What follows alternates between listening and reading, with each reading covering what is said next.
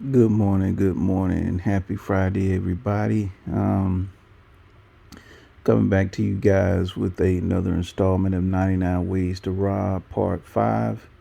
And this one is dealing with the first trial, 2008. So I got a question for you guys. What sense did it make for R. Kelly to be on trial for child pornography involving the alleged victim the prosecution claimed was on the first tape was not part of that trial? So really think about that. So you got this man on trial and it's for alleged pornography that he was involved with producing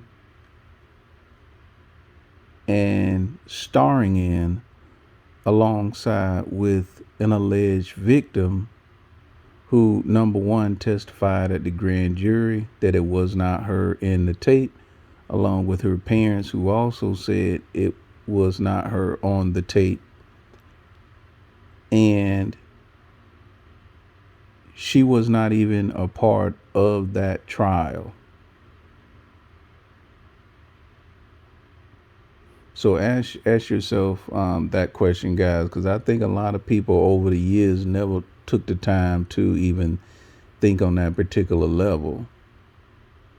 Because my thinking is, if you're going to charge R. Kelly with what you charged him with and then put him on trial for that, then my thinking is, okay, well, who you allege was on the tape with him should have also been a part of the trial. They didn't even subpoena her. Now, we all know a lot of R. Kelly advocates and supporters. We all know as of, 2019, it was alleged, well, the reason why she wasn't a part of the first trial because the family got paid off. It was obstruction of justice. But come on now, let's be real. When it comes to the prosecution, the state, if they want to subpoena somebody, they can subpoena somebody. So I'm not buying, when Michael Avenatti popped up on the screen and he got a lot of press or whatnot with what he was claiming in terms of why she wasn't a part of the first trial. I'm not buying that, because if the prosecution really wanted her to be at trial and testifying, they could have easily subpoenaed her. So my overall thinking is the reason why they did it that way, they took what I consider to be a weak case to trial anyway, is because their hope was to try to at least get him convicted of something. Because at least if they can get him convicted and then locked up, they can always go back and say, okay, well, let's go ahead and now try him for that, an actual sex crime with the alleged victim, and do it that way. That's what my thinking is. I feel like that probably would have backfired on him as well, because then she would have actually been in the trial. Well, at least that second trial. So if she's saying the same thing that she said at the first grand jury and saying that's going to mess that second case up for the prosecution. So, either way you look at it, it's another way in which I view that R. Kelly was railroaded by the legal system and ultimately had his constitutional rights to due process and a fair trial violated.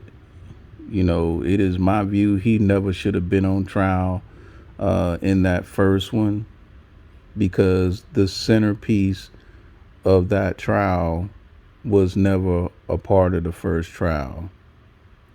It kind of reminds me of Bill Cosby, what he just went through. A big reason as to why his 2018 conviction got overturned is because he never should have gotten charged and put on trial in the first place because of the deal that he made with the prior DA, Bruce Castor. But the current DA was like, well, whatever, I'm not honoring that. I'm just gonna go ahead and charge him and put him on trial anyway. So it kind of reminds me back to R. Kelly. It's like, whatever it is that they can do, whatever it is that they can potentially finagle, whether it's a big waste of time, taxpayer dollars, whatnot, they don't really care. We just gonna go ahead and get him indicted, take him to trial, and then we'll deal with the fallout of it later as to our decision. So just wanted to give you guys a quick video on that. Please like, share, subscribe, give me your thoughts, and y'all have a good one.